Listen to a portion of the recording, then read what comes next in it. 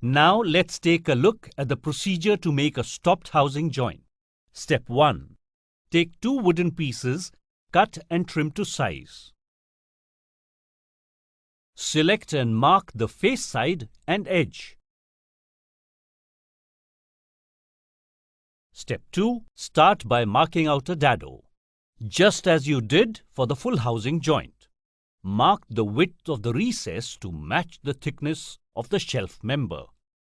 Measure the wood with the tape measurer and mark the point for the dado, and mark a line all around the face and side edges of the piece.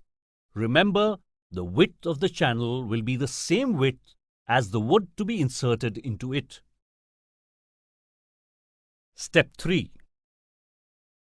Use the marking gauge to mark the depth of the recess. Scribe a line between the marks on both edges. Make a mark where the dado will stop from the edge of your workpiece.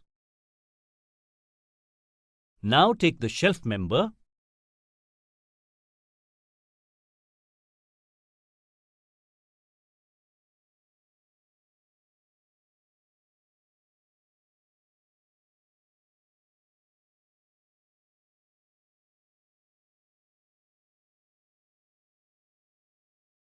set the marking gauge to the depth of the groove. Scribe a line on the back and front edge of the shelf member. Mark the length of the groove from the end of the shelf.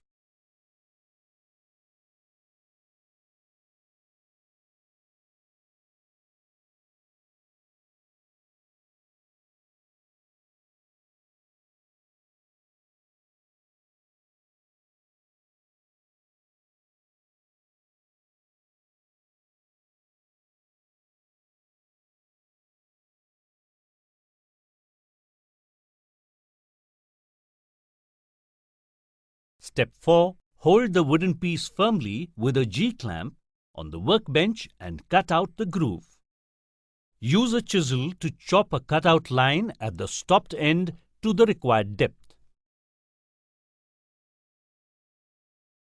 Trim the excess wood and chisel out the waste wood till you are satisfied of the flatness.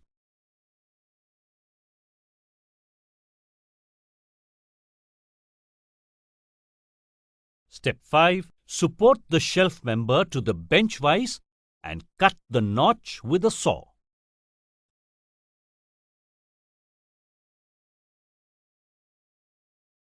Reset the piece and change the side to trim the shoulder line.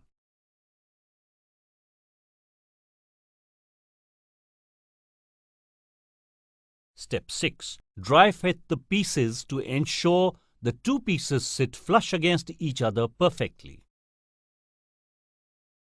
Step 7. Use a brush to apply glue to the joining parts.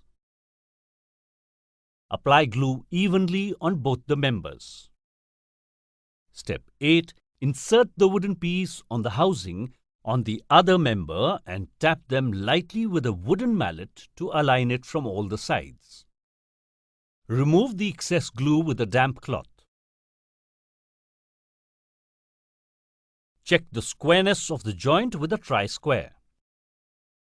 Place the joint on a T-bar clamp and secure it tightly for the glue to strengthen the joint. Leave the glue to dry. Your stopped housing joint is ready. Let's quickly look at the procedure once again. Step 1. Square the wooden piece. Step 2. Measure and mark out the width of the dado. Step 3. Set the marking gauge and gouge a line for the depth. Step 4. Support the wooden piece to hold it firmly and chisel out the waste. Step 5. Support the shelf member firmly and saw along the cut line. Step 6. Dry fit to ensure if they sit flush against each other. Step 7. Apply glue to the joining parts. Step 8. Assemble the pieces.